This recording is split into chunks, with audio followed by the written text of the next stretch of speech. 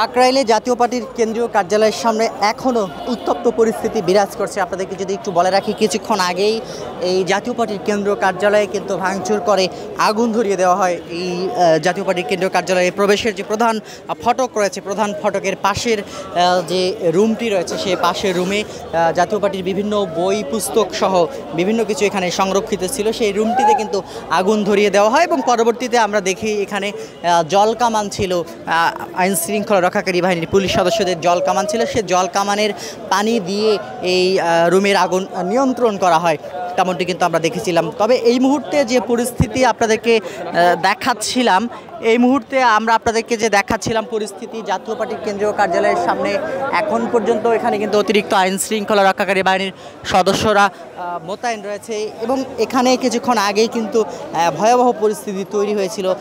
আইন শৃঙ্খলা রক্ষাকারী বাহিনীর সদস্যদের সঙ্গে গণ অধিকার পরিষদ সহ বিভিন্ন ছাত্র জনতার কিন্তু এখানে ধাওয়া পাল্টা ধাওয়ার ঘটনা ঘটে এবং এক পর্যায়ে আমরা দেখি আইন শৃঙ্খলা রক্ষাকারী বাহিনীর সদস্যরা তারা কিন্তু পরিস্থিতি নিয়ন্ত্রণে নিয়ে আসার জন্য সাউন্ড গ্রেনেড নিক্ষেপ করে, তেমনটি কিন্তু আমরা দেখতে পাই। তবে এখনকার যে পরিস্থিতি, এখন যে পরিস্থিতি আমরা দেখতে পাচ্ছি এই জায়গাটিতে ঘিরে, এখনও কিন্তু এখানে পরিস্থিতি উত্তপ্ত রয়েছে এবং আমরা দেখতে পাচ্ছি সাধারণ মানুষ কিন্তু এখানে উৎসুক জনতা ভিড় করছেন। যেহেতু কিছুক্ষণ আগেই এই কার্যালয়টিতে কাকরাইলের জাতীয় পার্টির যে কেন্দ্রীয় কার্যালয়, সে কেন্দ্রীয় কার্যালয়ে কিন্তু আগুন দেয়া হয়েছিল এবং বই পুস্তক সে আগুনে কিন্তু পুড়ে যায়, তেমনটি কিন্তু আমরা দেখি। সব মিলিয়ে আপনাদেরকে যদি একটু বলে রাখি, জাতীয় পার্টির কেন্দ্রীয় কার্যালয়ের যে প্রকাশনা রুমটি ছিল, যে প্রকাশনা রুম, সে প্রকাশনা রুমে আমরা দেখেছিলাম বিভিন্ন বইপত্র সেখানে পুড়ে যায় এবং আপনাদেরকে দেখাচ্ছিলাম জাতীয় পার্টির কেন্দ্রীয় কার্যালয়ের সামনের রাস্তায় কিন্তু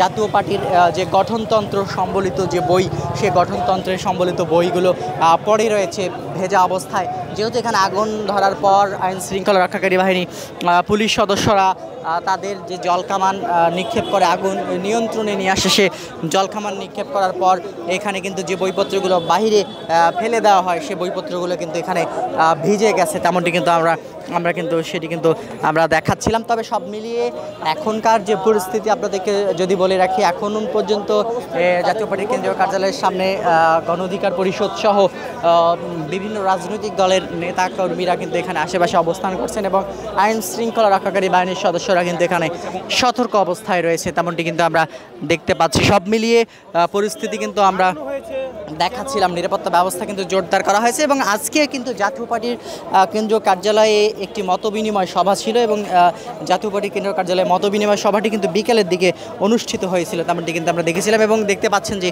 এই বইগুলো কিন্তু ভিতরে যে এই রুমটি ছিল, এই রুমটিতে কিন্তু এই বইগুলো ছিল এবং যখন আগুন ধরিয়ে দেওয়া হয় তখন এই বইগুলো কিন্তু বের করে নিয়ে আসে অনেকে এবং পরবর্তীতে আমরা দেখি এখান থেকে এগুলো কিন্তু বের করে ফেলা হয়, তেমনটি কিন্তু আমরা দেখেছিলাম। সব মিলিয়ে যে পরিস্থিতি এখানে তৈরি হয়েছে,